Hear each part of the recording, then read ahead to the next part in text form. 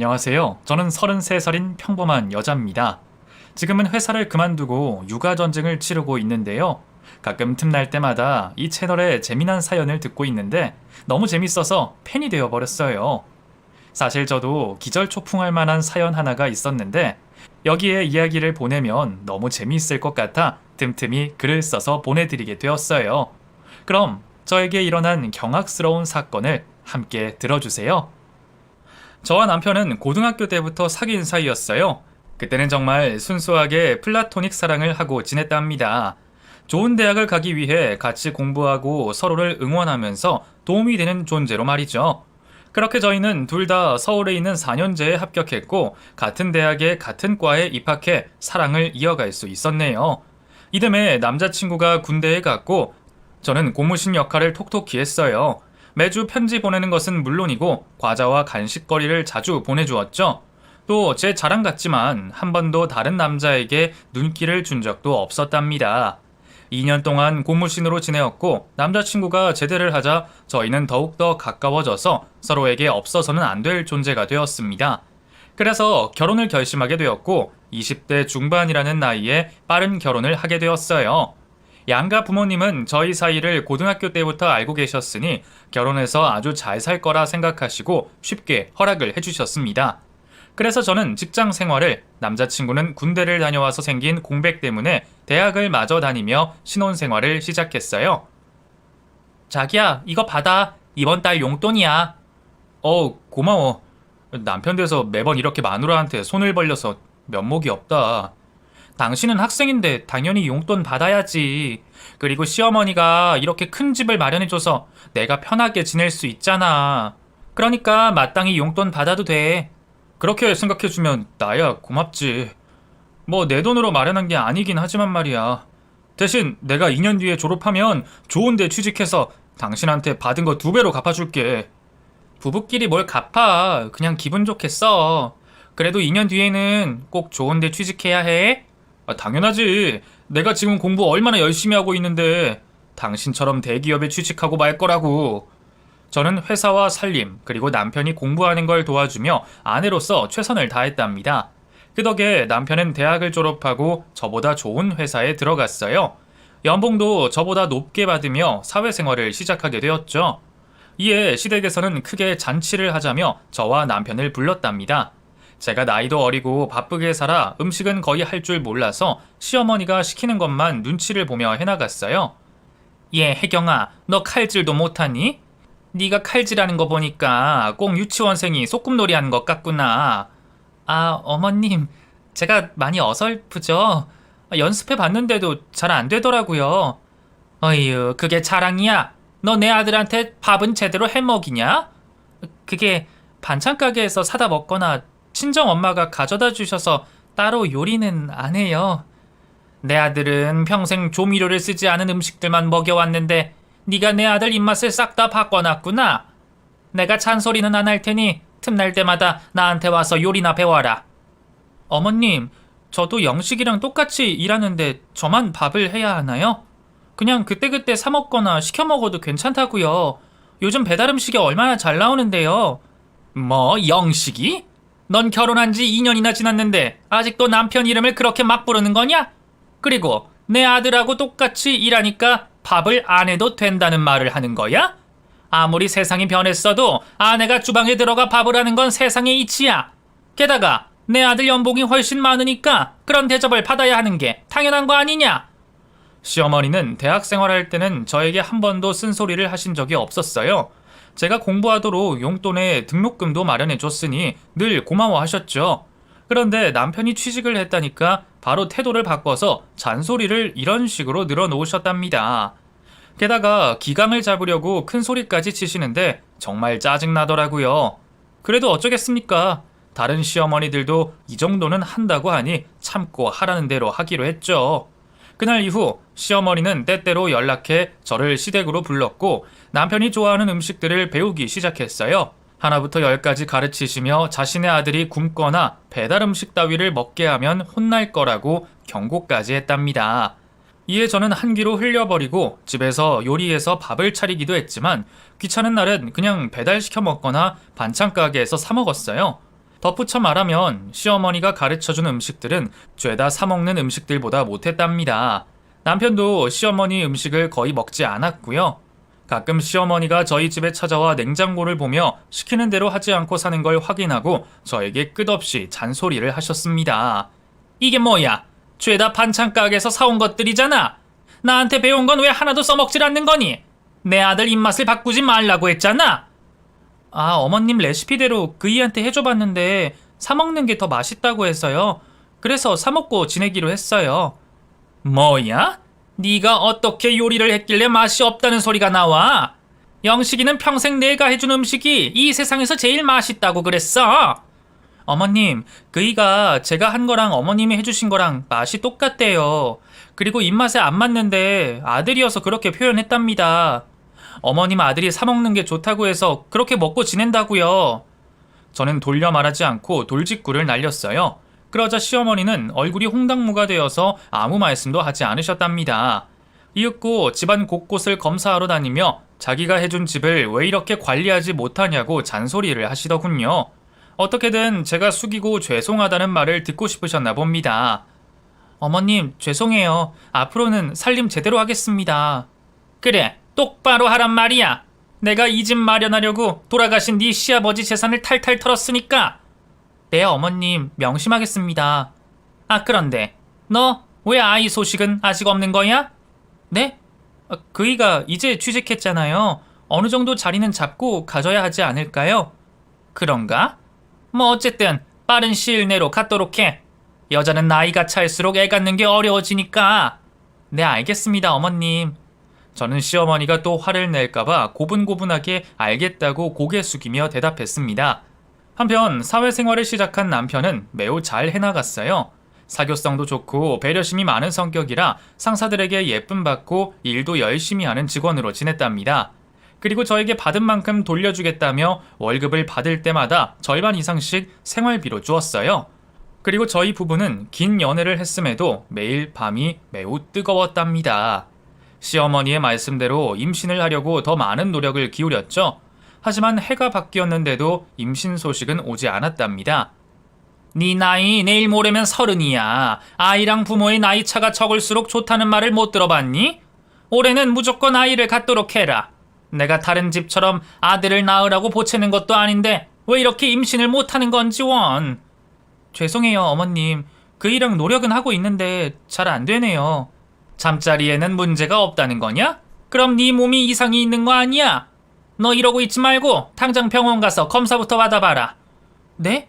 저 혼자요? 검사를 받으려면 그이랑 같이 받아야죠. 제 몸이 아니라 그이 몸에 이상이 있을 수도 있잖아요. 뭐야? 지금 내 아들한테 문제가 있을 거라는 거야? 그런 일은 절대 없으니까 너나 검사 받아라. 시어머니는 말끝마다 내 아들은 그럴 리가 없다며 저에게만 볼멘소리를 하셨습니다. 그래서 어쩔 수 없이 저 혼자 산부인과로 가서 검사를 받게 되었어요. 의사 선생님은 아무런 이상이 없으니 기다리다 보면 좋은 소식이 있을 거라고 일러주셨죠. 저는 이 사실을 시어머니께 알렸더니 아무 말씀도 하지 않으셨고 제가 남편도 검사받게 해보자는 말을 하자 더럭 화부터 내셨답니다. 내 아들은 검사 안 해도 완벽하다니까. 내가 얼마나 금이야 오기야 건강하게 키웠는 줄 아니? 네 몸에 이상이 없다니까 조금만 더 분발하도록 해. 네, 어머님, 알겠어요. 그렇게 남편과 아이를 갖기 위한 노력은 매일 반복되었답니다. 하지만 결혼한 지 5년이 지나도 아이는 들어서지 않았어요. 남편과 저는 30대를 맞으며 회사에 더 많은 시간을 보내게 되었고 둘이 함께하는 시간은 거의 주말만 가능했답니다. 그리고 제가 임신을 못하자 시어머니가 일주일에 한 번씩은 꼭 찾아와서 잔소리를 늘어놓으셨는데 언젠가부터 잔소리가 아닌 인신공격을 하셨습니다. 너 왜 애를 못 갖는 거냐? 몸에 문제가 없다면서 왜 임신이 안 되냐고? 이제 보니까 네 엄마를 그대로 닮았나 보구나. 네 엄마가 너를 42에 가졌다 했지? 이제 보니 집안 자체가 애 하나 가지기 힘든 유전자인가 보다. 어머님, 말씀이 지나치세요. 여기서 친정엄마 이야기가 왜 나와요? 그리고 저희 엄마는 젊었을 때 몸이 안 좋아서 저를 늦게 가졌다고 하셨어요. 너 지금 두 눈 부릅뜨고 시어머니한테 캐기는 거냐? 어디서 배워먹은 버르장머리야?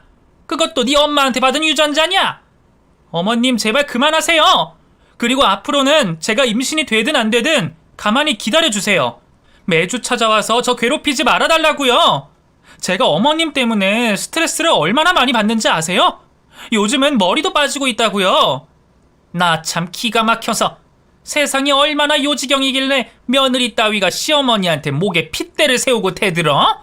대드는 게 아니라 제가 하는 말은 무조건 무시하시길래 저도 어머님이랑 똑같이 언성을 높인 거예요.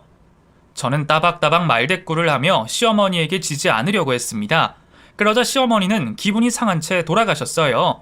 그리고 남편에게 전화해서 일렀는지 퇴근한 그이가 저를 보자마자 투덜거리며 말하더군요. 당신 오늘 엄마한테 대들었다며? 엄마가 손주 보고 싶어서 한 소리 한 걸 가지고 버럭 승질까지 내는 게 말이 돼?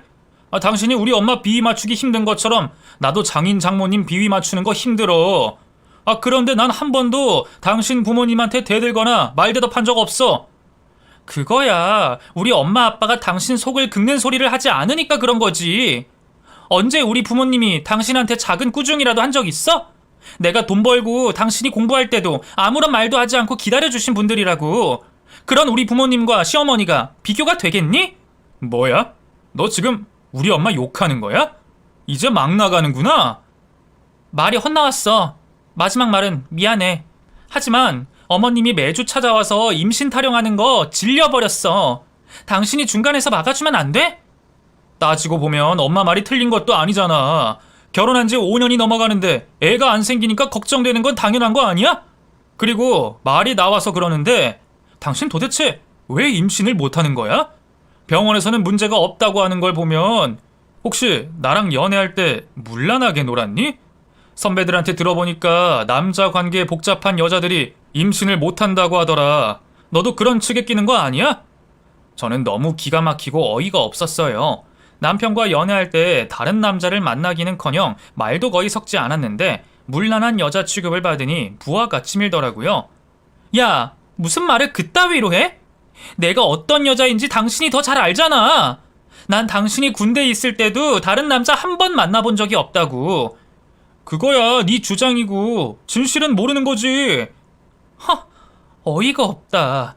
당신 줄곧 그렇게 상상해온 거야? 그이는 더는 아무 말도 하지 않았고 저를 피해 작은 방으로 들어가 버렸어요. 그날 이후 저와 남편은 서로에게 화가 나 있어 아는 체도 하지 않으며 어색한 시간을 보냈답니다. 그리고 시어머니도 저희 집에 찾아오시지 않았어요. 아무래도 제가 심하게 대들어서 그런 것 같았죠. 그래서 먼저 전화를 드려 지난날을 사과드렸는데 저와 할 말이 없다고 바로 끊어버리셨어요. 자꾸만 꼬여가는 결혼 생활에 회의감이 들었지만 예전처럼 잘 지내보기로 결심하고 남편에게 화해의 손길을 내밀기로 했답니다. 그런데 그이는 좀처럼 저와의 대화를 거부했고 한술 더 떠 외박까지 해댔습니다. 한 번도 아니고 일주일에 서너 번을 집에 들어오지 않았죠. 그래서 전 화해하고 싶은 마음이 금세 사라졌고 남편이 바람을 피우는 거라 의심하기 시작했어요. 저는 회사에 월차를 내고 남편이 하루 종일 뭐하고 다니는지 쫓아다녔답니다. 그이는 회사에서 정시에 바로 퇴근했고 어디론가 걷기 시작했어요. 저는 제발 바람만은 아니길 바라며 조마조마한 마음으로 계속해서 뒤를 밟았고요. 하지만 제 바람은 철저하게 산산이 조각나고 말았답니다. 남편이 어느 모텔 앞에서 여자를 만나 팔짱을 끼고 들어가는 겁니다. 저는 화가 나고 흥분이 되었지만 이 광경을 눈으로만 보지 않고 핸드폰으로 동영상을 찍었어요. 그리고 어느 모텔방으로 들어가는지 확인한 후 심호흡을 여러 번 하며 어떤 대처를 해야 할지 열심히 굴렸습니다. 저는 이판사판이라는 생각으로 남편과 상간녀가 들어간 모텔방 현관을 두드렸답니다. 누구세요? 네, 카운터인데요. 수건 여유분 좀 가져왔습니다. 잠시만요. 그리고 모텔방 문이 열리자 남편은 속옷만 입고 있었고 그 뒤로 상간녀는 알몸으로 누워 있었습니다. 핸드폰 카메라를 켜서 사진을 수없이 찍어댔고 동영상 모드로 바꿔 제 셔츠 주머니에 넣었어요. 나쁜 자식, 매번 외박하는 이유가 이거였어? 저 나이 많은 여자랑 바람 피우려고 말이야. 진짜 당신 뭐야? 지금 내 뒤를 따라다닌 거야? 이젠 하다하다 스토커즈까지 하냐? 뭐 스토커? 방귀 낀 놈이 성낸다더니 바람 피운 주제 할 말이 그것밖에 없냐? 됐어. 어차피 너라는 여자 질린 지 오래전이야. 진작부터 이혼하고 싶었는데 꼭 참고 있었다고. 상황이 이렇게 된 게 차라리 잘 됐다. 길게 말할 필요 없이 이혼하면 되니까 말이야. 볼 거 다 봤으면 그만 꺼져. 집에 가서 이혼 서류나 준비해. 그 말에 저는 결국 눈이 뒤집히고 말았고 이성을 잃고 각성하게 되었습니다. 남편의 머리채를 잡고 따귀를 연거푸 날리고 발길질까지 하며 두들겨 패주었어요. 그이는 몸을 움츠리고 제 공격이 끝나기만을 기다렸죠. 실컷 패주었더니 제 눈에 상간녀가 들어왔습니다. 손바닥도 부딪혀야 소리가 난다고 제 남편 혼자 한 짓이 아니니 그년도 바로 응징해 주려고 달려들었어요. 그러자 상간녀는 알몸으로 저에게 똑같이 달려들었고 서로의 머리채를 잡았답니다. 이년아, 할 짓이 없어서 유부남하고 바람을 피우냐? 나이도 처먹을 만큼 처먹은 년이 말이야. 이거 웃기는 년이네. 나이 많으면 연애 좀 하면 안 되니? 그리고 네가 남편 간수를 못해서 바람이 난 거 아니야. 아, 네 남편이 너보다 나랑 할 때가 더 좋다고 하더라? 상간녀의 조롱에 얼마나 화가 났던지 저는 머리채를 한 손으로 잡고 다른 손으로 따귀를 날리려고 했습니다. 그런데 상간녀가 바로 막아내더니 제 따귀를 날렸어요. 어찌나 힘이 세던지 제가 옆으로 넘어지고 말았답니다. 그리고 상간녀의 따귀 세례를 속수무책으로 당하고 말았어요. 조그만한 년이 어디 언니한테 까불어. 꼴 좋다. 한 주먹거리도 안 되는 게 적당히 할 것이지. 분수도 모르고 나대. 너 아까 사진 찍었지? 핸드폰 내놔. 싫어. 절대 못 줘. 저는 핸드폰을 가슴에 품고 빼앗기지 않으려고 발악했습니다. 상간녀가 제 옷을 잡아 당기길래 이빨로 물어 뜯어버렸죠. 야, 이 도라이가? 나를 물었어? 이게 더 맞아야 정신을 차리지. 저는 힘으로 감당하지 못할 것 같아 모텔방을 재빠르게 벗어났습니다. 다행히 상간녀와 남편은 옷을 벗고 있어서 저를 쫓아오지 못했어요. 그곳을 벗어나 바로 친정으로 향했고 부모님을 보자마자 울음을 터뜨렸습니다. 엄마는 제 뺨이 부어오른 걸 보고 무슨 일이냐고 물었고 아빠는 크게 놀라더니 남편이 한 짓이냐고 물었습니다. 엄마 아빠 미안해. 그 자식이 바람을 피우고 있는 현장에 다녀오는 길이야. 내 얼굴은 상간녀한테서 맞아서 이렇게 된 거고. 제 말에 아빠가 언성을 높이셨습니다. 뭐야? 사위놈이 바람이 났다고? 그것도 모자라 바람난 년이 널 때렸다는 거야? 내 이것들을 가만두지 않겠어. 거기 어디야? 아빠, 이미 떠나고 없을 거야. 그리고 감정적으로 해결할 문제가 아니라고. 나 이 인간 가만 안 둬. 상간녀도 마찬가지고 이혼 소송도 하고 회사 일도 다 알려서 묵사발을 만들어줄 거야. 개망신이 뭔지 제대로 느끼게 해줄 거라고. 저는 그렇게 말하고 다시 엄마 품에 안겨 울음을 터뜨렸어요. 그동안 시어머니한테 애를 갖지 못한다고 들었던 막말과 부모님 욕까지 했던 사실을 털어놓고 남편 놈이 얼마나 나쁜 놈인지 주저리 고백했어요. 그렇게 저는 울다가 지쳐 잠이 들었고 이튿날 부모님과 함께 이혼 전문 변호사를 찾아갔습니다. 제가 현장을 잡은 사진과 동영상이 결정적인 증거가 되어 매우 쉽게 소송을 걸 수 있었어요. 그래서 얼마 뒤 남편과 법정에 서게 되었고 막대한 위자료를 받는 것으로 이혼을 하게 되었습니다. 그이는 시어머니가 해준 신혼집을 저에게 지급해야 했답니다. 저는 그것으로 끝내지 않고 남편의 회사 게시판에 불륜 사진을 올리고 고발했어요. 이런 사람이 대기업에 다니는 게 맞느냐고 글을 남기면서 말이죠. 그러자 남편은 퇴직금도 받지 못하고 회사에서 잘리고 말았어요. 이어서 상간녀의 신상을 알게 되어 변호사에게 위자료를 청구해달라고 했는데 변호사가 알아본 상간녀의 주소와 이름이 모두 틀리다고 전했습니다. 전화번호도 바뀌어 손해배상 청구를 당장 할 수 없다고 하더군요. 알고 보니 이혼한 남편에게 사업한다고 돈을 뜯어낸 뒤 바람처럼 사라졌답니다. 그래서 저는 어쩔 수 없이 저를 패대기 친 상간녀에게 복수를 하지 못하게 되었고 남편은 완전히 알거지가 되었습니다. 회사도 집도 없으니 다시 시어머니의 집에 들어가 지내게 되었다네요. 취직도 못하고 사람 구실을 못하니 시어머니가 가만둘 리 없었죠. 한심하다는 욕만 먹고 눈칫밥을 보내며 허송세월을 보내기 시작했는데 이게 아니다 싶었는지 전 남편이 저를 찾아와 무릎을 꿇고 빌기 시작했어요. 자기야, 내가 잘못했어. 여자한테 한눈 판 거 정말 미안해. 그런데 나 여전히 당신 사랑해. 이제라도 날 용서하고 다시 받아주면 안 될까? 내가 정말 잘할게. 어리석은 자식, 나쁜 자식. 내가 너한테 어떻게 했는데 그런 식으로 날 배신해? 그리고 상간녀한테 돈 뜯기고 버림당하니까 아쉬워서 날 찾아온 거야? 네가 그러고도 사람 자식이니? 자기야, 나도 속은 거야. 그 여자 이름도 가짜고 주소도 가짜였어. 작정하고 꼬시는데 안 넘어갈 남자가 어딨어. 그리고 그 여자 만난 건 2달밖에 되지 않는다고. 이틀이든 2달이든 바람을 피운 건 피운 거야. 이 더러운 자식, 당장 내 눈앞에서 사라져. 자기야, 그러지 말고 한 번만 다시 생각해봐. 응? 우리 고등학교 때부터 지금까지 행복했잖아. 다시 예전으로 돌아가고 싶어. 내가 미쳤니? 너는 그렇다 치고 네 엄마가 또 나한테 막대하는 꼴을 두고 보라고? 애를 못 가진다고 얼마나 나를 못 살게 군지 알아? 여보, 미안해. 사실 당신이 임신이 되지 않는 이유는 당신 때문이 아니라 나한테 문제가 있어서야. 뭐? 그게 무슨 말이야? 사실 오래전에 병원에 가서 검사를 받은 적이 있어. 의사가 나한테 씨 없는 수박이라고 했었지. 당신한테 몇 번이고 고백하려는데 엄마가 무서워서 아무 말도 못했어. 뭐? 야, 이 나쁜 자식아. 그럼 네 엄마가 날 못살게 구는 걸 알면서도 모른 척하고 있었던 거야? 게다가 너도 나한테 애를 못 갖는다고 타박했잖아. 그이는 두 손을 싹싹 빌며 말했습니다. 진짜 미안해. 그때 내가 바람을 피우기 시작한 거야. 내가 눈이 뒤집혀서 당신한테 막말을 한 거라고. 이렇게 내가 모든 걸 고백했으니까 제발 용서해줘.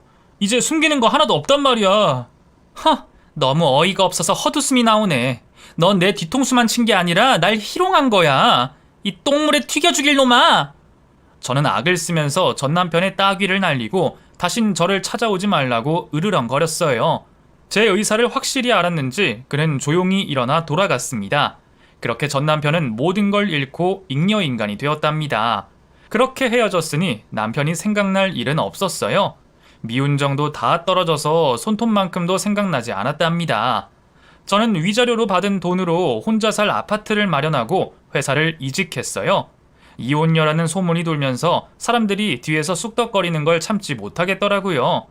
여하튼 다시 입사한 회사는 연봉도 비슷했고 업무도 같아서 어려운 점이 하나도 없었답니다. 그리고 동료들도 친절하고 배려가 넘쳐서 무탈한 회사 생활을 이어나갈 수 있었어요. 그러던 중 저와 같은 부서의 과장님이 저에게 식사를 같이 하자고 해서 개인적인 만남을 가지게 되었습니다. 과장님도 저처럼 이혼의 경험이 있어서 동질감이 느껴져 단둘이 식사를 하게 되었죠. 과장님은 처음 본 순간부터 저를 좋아하게 되었다고 고백을 했고 사귀어보는 게 어떻겠냐고 말했답니다. 김대리가 날 어떻게 생각할지 모르겠는데 나는 김대리를 진심으로 좋아해. 아니, 사랑하고 있어. 내 마음 진심이니까 진지하게 생각해주면 안 될까?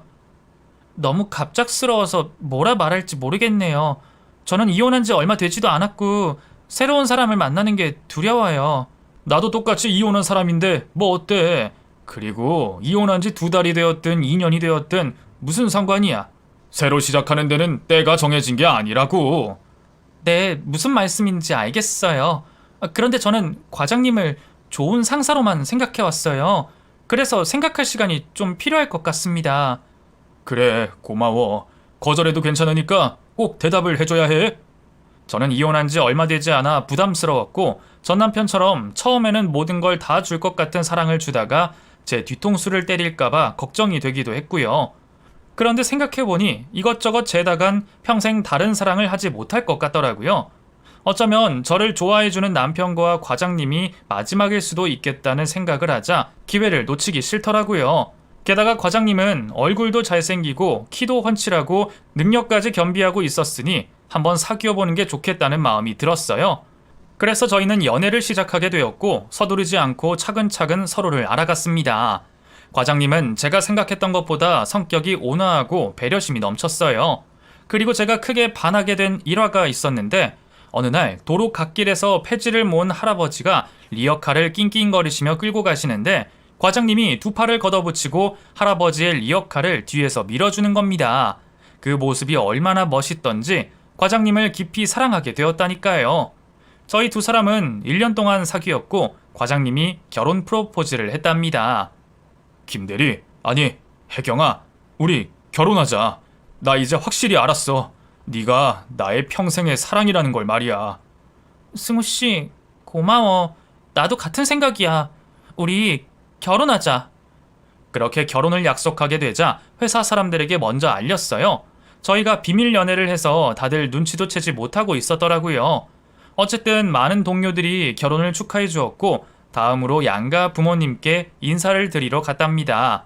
저희 부모님은 승우 씨를 흡족해 하시며 저를 잘 부탁한다는 말씀으로 결혼 승낙을 하셨어요. 그리고 사흘 뒤 승우 씨의 집으로 인사를 가게 되었답니다. 현관문을 열고 들어서자 예비 시부모님이 서 계셨고 시누이 한 명과 아주버님 한 명이 웃으며 맞아주셨어요. 다들 인상이 좋았고 승우 씨와 많이 닮아 보였어요. 자리에 앉아 몇 마디 대화를 나누어 봤는데 승우 씨와 성격이 비슷하시더라고요. 그래서 이번 시댁은 아무런 문제가 없을 거라는 확신이 들었답니다. 잠시 후 시어머니와 시누이가 거하게 상을 차리셨고 식구들이 옹기종기 모여 식사를 시작했어요. 어머님, 그리고 아가씨, 설마 제가 온다고 이렇게나 많은 음식을 준비하신 거예요? 상다리가 부러지겠어요.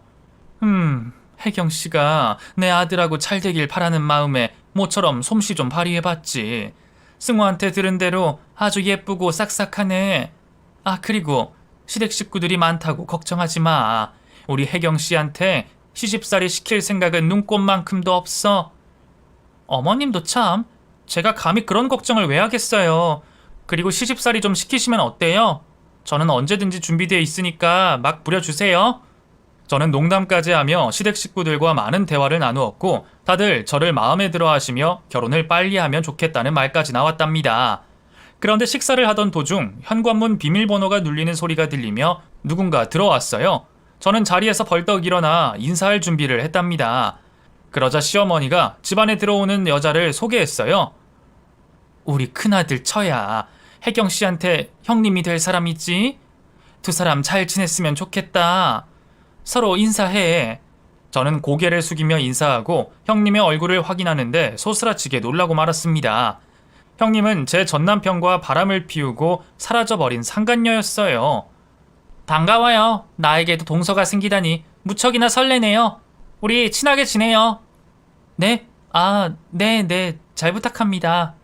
저는 고개를 갸웃거렸습니다. 상간녀인 형님이 너무 뻔뻔하게 모른 체하고 인사를 해서 제가 잘못 본 건가 하고 머릿속으로 상간녀의 얼굴을 다시 떠올려봤죠.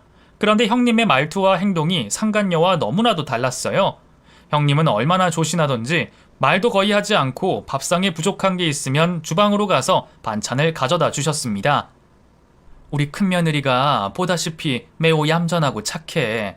우리 큰아들 내조를 얼마나 잘하는지 흉이라고는 하나도 없다니까. 혜경씨가 형님한테 많이 배웠으면 좋겠어. 어머님, 저한테 배울 게 뭐가 있다고 그러세요. 저는 남편 덕에 먹고 사는 아내일 뿐이라고요. 분명 전 남편의 상간녀와 똑같이 생겼는데 말투와 행동이 너무 달라서 제가 사람을 잘못 본 거라 판단했죠. 그런데 잠시 후 형님이 머리를 묶으려고 두 손을 드는데 제 눈에 반지가 들어왔어요. 상간녀가 제 뺨을 날렸을 때 보였던 그 반지와 똑같았답니다. 이에 저는 심장이 두근대고 심장이 뛰기 시작했어요. 또 온몸을 떨기까지 했답니다. 혜경아, 어디 불편해? 왜 이렇게 몸을 떠는 거야? 아무래도 긴장을 너무 많이 했나 보다. 승우씨, 나 이 여자 알아. 내가 착각하는 줄 알았는데 그게 아니었어. 이 여자는 지금 가면을 쓰고 있다고. 뭐? 이 여자라니? 우리 형수님을 말하는 거야? 가면을 쓰고 있다는 건 또 무슨 말이야? 내가 예전에 말했었지. 전 남편이 바람을 피우고 이혼했다고. 그리고 상간녀한테 뺨때기까지 맞았다고 했잖아. 그 여자가 바로 내 앞에 앉아있는 이 여자야. 제가 손가락으로 형님이자 상간녀를 가리키자 시댁 식구들 모두가 놀랐습니다. 다들 제가 하는 말을 믿지 않는 눈치였죠. 혜경씨, 이게 뭐하는 짓이야? 우리 큰며느리가 자네 전 남편의 상간녀라니? 얘가 얼마나 조신하고 얌전한 아이인데 그런 해괴망측한 소리를 하는 거야? 당장 사과해. 맞습니다, 재수씨. 제 아내는 평생 살림만 하고 지낸 평범한 사람이라고요. 그런 탈선을 하는 여자가 아니란 말입니다. 시댁 식구들은 상간녀의 다른 얼굴을 아직 보지 못했는지 계속 그녀의 편을 들었습니다. 그래서 전 비장의 무기를 꺼내기로 결심했어요. 제가 남편의 바람 현장을 동영상과 사진으로 남겨뒀어요. 왜 지우지 않았냐고 물으신다면 아직 상간녀에게 복수를 해주지 못했다고 말해두죠. 그럼 영상을 틀어드릴 테니 여러분의 며느리이자 아내가 상간녀와 동일 인물인지 판단해주세요. 저는 영상을 틀어 알몸으로 난동을 부리고 저를 때리는 상간녀의 모습을 보여주었습니다. 그러자 시댁 식구들 모두 경악하며 소리를 질렀습니다. 말도 안 돼. 내 며느리가 분명하잖아. 여보, 이거 당신 맞는 것 같은데? 무슨 말이라도 좀 해봐. 그러자 상간녀는 저를 째려보더니 표정을 바꾸었습니다. 예전에 저를 공격하던 그 얼굴로 말이죠. 아이 젠장 들켜버렸네. 이 조그만한 게 가만히 찌그러져 있을 것이지 감히 나를 욕보여? 너 이리 와봐 이 여우 같은 년아. 상간녀는 밥상을 밟고 점프해 금세 제 앞으로 다가왔고 제 머리채를 잡았습니다. 역시나 힘이 너무 세서 반항조차 하지 못하겠더라고요. 지난번처럼 속수무책으로 당할 것 같은 순간이었죠. 하지만 상간녀의 정체를 모두 알게 된 시댁 식구들이 가만히 있지 않았어요. 시어머니가 벌떡 일어나 상간녀의 머리채를 잡았고 아주버님이 따귀를 세게 날려서 저에게서 떨어지게 만들었어요. 이 파렴치한 년, 원래부터 이렇게 더러운 년이었냐? 감히 내 아들을 속이고 우리를 속이고 잘도 살았겠다. 가만 안 두겠어. 아주버님이 상간녀의 두 팔을 잡고 있자 시어머니가 먼저 따귀를 날리고 그 다음에는 시아버지가 날렸어요. 그리고 시누이와 제 남편까지 이어서 줄따귀를 날렸답니다. 그리고 마지막으로 제가 당했던 만큼의 수모를 돌려주었어요. 그러자 상간녀는 힘이 풀렸는지 주저앉고 말았습니다. 어머님, 여보, 내가 외로워서 그랬어요. 나는 집안에만 처박혀서 혼자서 시간을 보내는 게 너무 괴로웠어요. 참다가 바람을 피운 거라고요. 내가 이렇게 된 건 당신 잘못도 있다고. 날 여자로 봐주지 않고 집안일 해주는 여자로만 봤잖아. 웃기는 소리 하고 있네. 내가 매일 안아주려고 해도 피한 건 당신이었어. 내가 조금이라도 다가가면 피곤하다고 건들지 말라고 화냈잖아. 그런데 그 이유를 이제야 알겠네. 나 몰래 젊은 남자들 만나서 즐기느라 그런 거였어. 이 망하려나. 여보, 한 번만 봐줘. 내가 이렇게 빌게. 앞으로 집에만 있을게. 제발 용서해줘. 나 당신 없으면 못 산단 말이야. 말은 바로 해. 내가 아니라 내 돈이 없으면 못 살겠지. 당신 친정에 갖다 바친 돈만 해도 몇 억은 될 거야. 아주버님이 말하길 상간녀는 친정 부모님에게는 엄청난 효녀라고 했어요. 가난하게 살아와서 그런지 돈이 생기면 친정에 매번 갖다 바쳤답니다. 그제야 제 전남편의 돈을 뜯어 어디에 썼는지 가늠이 되더라고요. 상간녀는 무릎을 꿇고 울고 불며 용서해달라고 빌었지만 아무도 그녀의 말을 들어주지 않았습니다. 아주버님은 맨몸으로 왔으니 맨몸으로 꺼지라고 말했고 이혼 소송 준비를 하라고 일렀답니다. 그렇게 시댁에는 상간녀를 제외하고 저와 식구들이 그대로 남았습니다. 혜경씨 고마워. 혜경씨 아니었으면 저 더러운 년을 계속해서 우리 집 식구로 지내게 할 뻔했어. 어머님, 이제라도 진실이 밝혀져서 다행이에요. 재수씨 감사합니다. 그런데 그 영상 저한테 보내주시겠어요? 이혼 소송하는데 쓰는 게 좋겠어요. 그리고 제가 변호사를 소개해 줄 테니 그 상간녀 손해배상을 청구하도록 하세요. 전현이 그동안 저한테 뜯어간 돈이 한두 푼이 아니니 모두 보상받게 해드리겠습니다. 아주버님 감사해요. 그리고 죄송합니다. 이유가 어찌됐든 저 때문에 이 난동이 일어났으니 마음이 무겁네요. 아니요, 그런 생각하지 마세요. 재수씨 덕에 여러 사람이 살았잖아요. 내 생각인데 재수씨는 우리 집안의 보배입니다. 앞으로 잘 부탁해요. 맞다, 혜경씨가 우리 집 보배야. 밥 다 먹었으면 우리 다 같이 술이나 먹을까? 이 더러운 기분을 알코올로 씻어버리자고. 네, 좋아요 어머님. 그렇게 저와 식구들은 양주를 실컷 마셨고 모두 기분 좋게 취해서 잘 마무리가 되었답니다. 그리고 얼마 뒤 아주버님과 저는 상간녀를 고소했고 재판을 받아 위자료를 받게 되었어요. 그녀는 친정에 갖다 바친 돈을 모두 토해내고도 돈이 모자라 대출까지 받아서 보상해 주었답니다. 저에게 뒤통수를 친 전남편과 상간녀는 똑같이 나락으로 떨어진 셈이었죠. 그제야 모든 복수가 이루어졌다는 쾌감에 마음의 짐을 덜 수 있었고 행복한 마음으로 승훈 씨와 결혼식을 올리게 되었답니다.